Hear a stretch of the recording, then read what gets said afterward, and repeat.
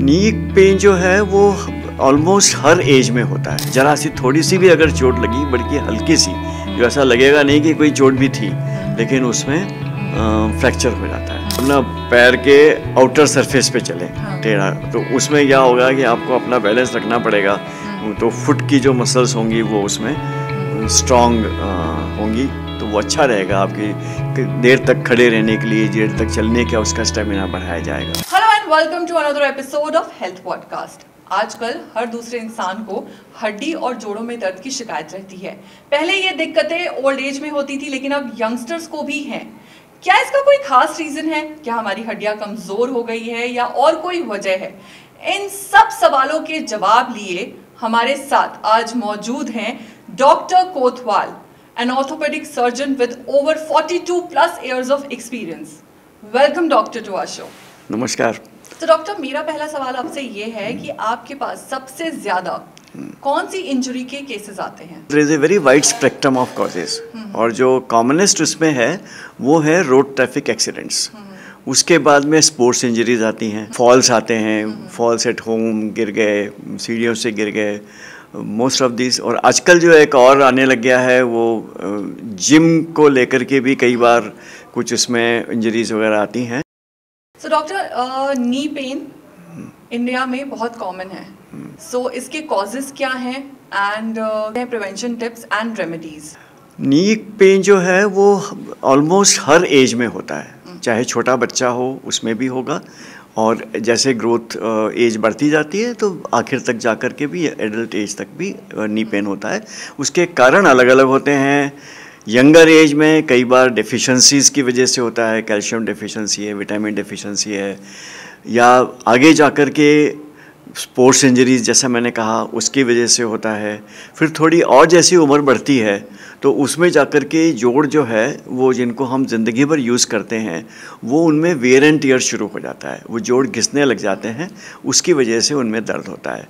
इसमें से कुछ ऐसे ज़रूर कारण हैं जिनको प्रिवेंट किया जा सकता है, क्योंकि कुछ अगर ऐसा है जैसे डेफिशिएंसीज़ की वजह से हैं, अगर बच्चे का खान पान अच्छा हो तो उसमें फिर डेफिशिएंसी नहीं होगी तो पेन का कारण इतना मतलब होना नहीं चाहिए। स्पोर्ट्स इंजरीज़ के लिए डेफिनेटली कुछ तो इनएविटेबल होती है, लेकिन फिर भी अगर जो एक इसके नॉर्म्स हैं स्पोर्ट्स से रिलेटेड या वो अगर फॉलो करें तो कुछ इंजरीज प्रिवेंट भी हो सकती है। और ओल्ड एज में हम जैसे देखते हैं कि वेयर एंड टियर का होता है, उसको प्रिवेंट तो खैर नहीं किया जा सकता because it's a part of an ageing process. तो उसके लिए ज़रूरी ये होना चाहिए कि आपका एक तो खान पान अच्छा रहे, तो वो मसल्स में और इसमें ताकत होनी चाहिए। अगर खान पान अच्छा रहेगा तो कैल्शियम की कमी नहीं होगी, विटामिन डी की कमी नहीं होगी। उसके बाद में आफ्टर ए सर्टन एज बहुत ज़्यादा हेक्टिक एक्टिविटी नीड से रिलेटेड नहीं होनी चाहिए, कि जैसे घंटों बैठ करके गार्डनिंग में बैठ के काम करते रहे गार्डन में, वो अवॉइड होने चाहिए। जैसे पूजा के लिए बैठते हैं या क्रॉस लेग बैठते हैं, वो पोजीशन भी नी जॉइंट्स को स्ट्रेन देती है, वो अवॉइड होनी चाहिए। और उसके अलावा अगर आपको हेल्दी आप लाइफस्टाइल रखेंगे, वॉक करना या कुछ एक्सरसाइज करना, एरोबिक्स है, एक्सरसाइज हैं, तो वो भी कुछ हद तक दे कीप यू फिट। जो आप रेमेडीज़ की बात कर रही हैं, और जैसे हम अगर लेते हैं कॉमनेस्ट है, घर में थे, मोच लग गई, गिर गए या कुछ इस टाइप का अगर वो इंजरी हुई, तो उसके लिए अगर थोड़ा बहुत ही है, बहुत ज़्यादा अगर कई बार अगर फ्रैक्चर हो जाए तो पता चल जाता है, बहुत ज़्यादा पेन हो रहा है, पैर नहीं रखा जा रहा है, चला नहीं जा रहा है, वो तो ठीक है। लेकिन हर बार ऐसे नहीं होता, छोटी मोटी चोट होती है अगर, तो उसके लिए सबसे पहले जो होना चाहिए वो ये है कि उसको ठंडी सिकाई करनी चाहिए, मतलब बर्फ़ की सिकाई जैसे कहते हैं, तो उससे करीब करीब आधा घंटा सिकाई होनी चाहिए। उससे होता यह है कि वो जो अंदर इंजरी की वजह से अंदर जो ब्लीडिंग होती है, सूजन आती है, वो कम होती है। It helps to reduce that. So in the long run उसकी हीलिंग जल्दी होती है, रिकवरी जल्दी होती है। तो ये सबसे इम्पॉर्टेंट चीज़ है। और अगर मान लो कुछ लगता है कि ज़्यादा दर्द हो रहा है या कुछ है, तो उसमें कुछ एक ऑर्डिनरी बैंडेज, कपड़ा कुछ ऐसा बांधा जा सकता है सपोर्ट के लिए। और थोड़ी बहुत ये होता है कि सूजन आने लग जाती है बिकॉज इंजरी हुई है, तो ऐसे में पैर को तकिए के सहारे किसी सहारे ऊंचा करके रखना चाहिए ताकि सूजन जो है वो कम से कम रहे। मेडिसिन कोई ऐसी सिंपल दी जा सकती है, बहुत ज़्यादा सेल्फ मेडिकेशन नहीं होना चाहिए, बट अगर ये है कि इन सब चीज़ों से भी अगर ऐसा लगता है कि सूजन बढ़ती जा रही है, चलने फिरने में दिक्कत हो रही है और पेन बहुत ज़्यादा है, देन ऑब्वियसली डॉक्टर के पास जाना चाहिए, बिकॉज सबसे पहली चीज़ उसमें की जाती है, एक्सरे करके देखा जाता है कि फ्रैक्चर है या नहीं, और उसके हिसाब से फिर उसकी रेमेडी होती है, प्लास्टर है, बैंडेज है या सर्जरी है या जो भी कुछ है।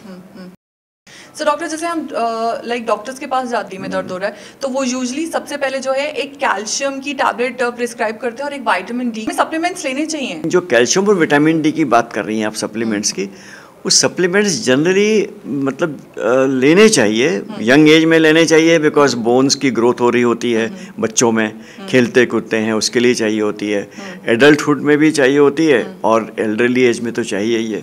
उसकी वजह ये होती है कि जनरली जो हमारा कई बार जो जनरल पॉपुलेशन का खान पान इतना एकदम बैलेंस नहीं होता कई बार तो खैर मतलब it's not the question of criticising, लेकिन जो फास्ट फूड की थोड़ा सा वो होता है उसमें it doesn't contain give that much of nutrients, तो उसके लिए कई बार अगर दर्द हो रहा हो, बैक पेन है या उधर उससे चीज़ें हैं, उसके लिए ज़रूर सप्लीमेंट्स लेने चाहिए, कैल्शियम विटामिन डी, क्योंकि अगर मान लो उसकी कमी है और वो अगर पूरी हो जाती है तो वो भी कुछ हद तक पेन को कम करता है।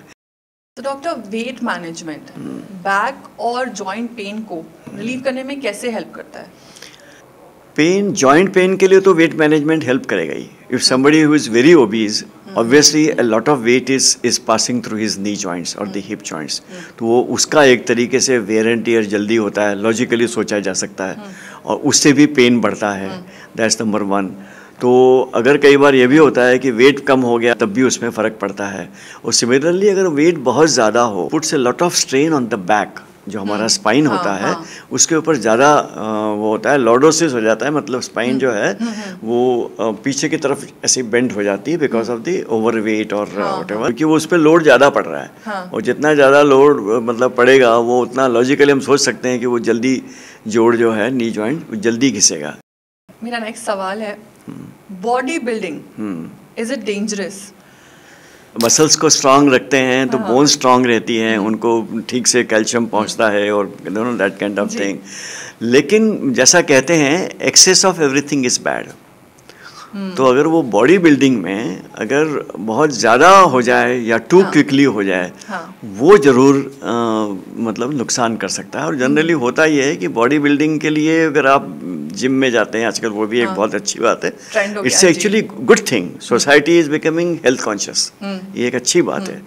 लेकिन उसमें होता ये है कि when you go to the gym, जो मेरा अपना सोचना है कि when you see the next guy who is doing it for 2 hours, तो आपको लगता है मेरे को भी ऐसा ही करना है, तो वो आप जल्दी से 2 घंटे करने लग जाएंगे, पर वो 2 घंटे उसने 6 महीने में डेवलप किया स्टैमिना। हाँ, स्टैमिना जो है तो उसमें गड़बड़ हो जाती है, या सडनली लोग जो है एकदम से वेट लिफ्टिंग के लिए वेट्स बढ़ा देते हैं, वो उस टाइप के जो है उसमें मैक्सिमम इंजरीज होती हैं।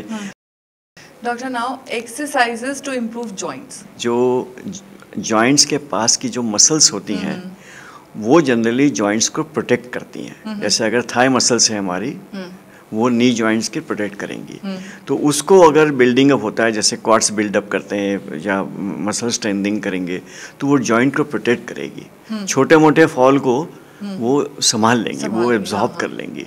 पर अगर वो नहीं होता है तो सारा ब्रंड फिर जॉइंट्स बोन्स के ऊपर आता है और वो फिर टूट जाते हैं। तो एक्सरसाइज एक पर्पस तो ये हो गया, दूसरा ये भी हुआ कि अगर आप एक्सरसाइज करते हैं और जॉइंट्स के लिए एक्सरसाइज करते हैं तो जॉइंट्स की मोबिलिटी अच्छी रहती है, मतलब उसमें स्टिफनेस नहीं होगी उठने बैठने में, या कई बार ऐसा होता है कि अब ऐसा है बैठ के उठ रहे हैं तो वो उठने में 5 मिनट लगेंगे to straighten out yourself, to straighten out your back, तो वो सब चीज़ें जो है वो अगर if you keep doing exercises. और एक चीज़ और होती है, जो अगर आप ऐसी एक्सरसाइज करते हैं जॉइंट्स के लिए जो बोन्स के ऊपर और जॉइंट्स के ऊपर लोडिंग करती है, मतलब जो चलने वाली है, एक तो हो गई स्विमिंग वाली जिसमें आपके ऊपर लोडिंग नहीं आएगी, लेकिन एक हो गई जो आपने एरोबिक्स की, वॉक किया, रनिंग किया, जो भी कुछ किया, जिसमें बोन्स के ऊपर अगर लोड आता है तो वो इन ए वे ऑस्टियोपोरोसिस को कम करता है। अच्छा। या डिले करता है, बिकॉज बोन्स की स्ट्रेंथ बढ़ती है। One must do exercises 40 minutes a day, at least 4 days in a week. How to improve spinal alignment? Spinal alignment के लिए वैसे तो अगर आप शुरू से देखें तो there are certain very good exercises and postures in yoga. अगर if somebody actually doing that, तो वो भी एक उसमें आता है कि जिसमें स्पाइनल अलाइनमेंट को, स्पाइनल पोजीशन को वो ठीक रखता है। दैट्स नंबर 1, वो तो एक हो गया। दूसरा फिर जो एक्सरसाइजेज मतलब जनरल वाली होती है, या कई बार अगर वैसे दिक्कत हो रही है तो फिजियोथेरेपिस्ट से एक्सरसाइज सीख करके, जो फिजियोथेरेपी की एक्सरसाइज होती हैं वो होती हैं they are to strengthen your back muscles. अगर आप बैक मसल्स आपकी स्ट्रेंथन होंगी तो वो भी आपका स्पाइन का अलाइनमेंट पोजीशन काफ़ी कुछ ठीक रखता है। वो तो दूसरी बात हो गई। तीसरा होता है ऑस्टियोपोरोसिस में। ऑस्टियोपोरोसिस में भी मतलब आपने शायद कई बार देखा भी होगा कि बहुत सी सड़क पे बहुत एल्डरली लेडीज़ होती है, उनकी पीठ झुक गई होती है, बेंट लाइक हो जाती है। वो इसलिए होती है कि ऑस्टियोपोरोसिस में जैसे बोन डेंसिटी कम हो जाती है, तो जो हमारी वर्टिब्री होती है, वर्टिब्रल कॉलम, वो ईंट की तरह एक के ऊपर एक रखी होती है, वो पिचकने लग जाती है, वो कोलैप्स होने लग जाती है। तो उसकी वजह से उसकी हाइट पहले इतनी थी, वो कोलैप्स होकर छोटी हो गई। अगर 3 वर्टिब्री अगर छोटी हो गई तो वो फिर ऐसे झुकने लग जाती है, उससे हाइट भी कम हो जाती है, because now bent like that. वो तो एक ये इशू है जो ऑस्टियोपोरोसिस से रिलेटेड है, उसके लिए ट्रीटमेंट वगैरह हो सकती है। और जो बाकी स्पाइनल अलाइनमेंट गड़बड़ होता है वो जनरली एडोलसेंट एज ग्रुप में एक वैसे ही कंडीशन डेवलप हो जाती है जिसको बोलते हैं स्कोलियोसिस, जिसमें टेढ़ापन आ जाता है, या हम हिंदी में जिसको बोलते हैं कुबड़ापन आ जाता है। उसके लिए तो सर्जरी वगैरह की ज़रूरत होती है।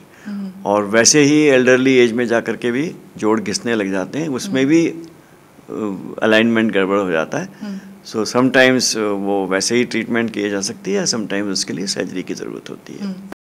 टर्म बोन डेंसिटी, सो आप उसके बारे में बताना चाहेंगे? बोन डेंसिटी वही हुई जो बोन की एक मतलब जैसे कहना चाहिए स्ट्रेंथ है।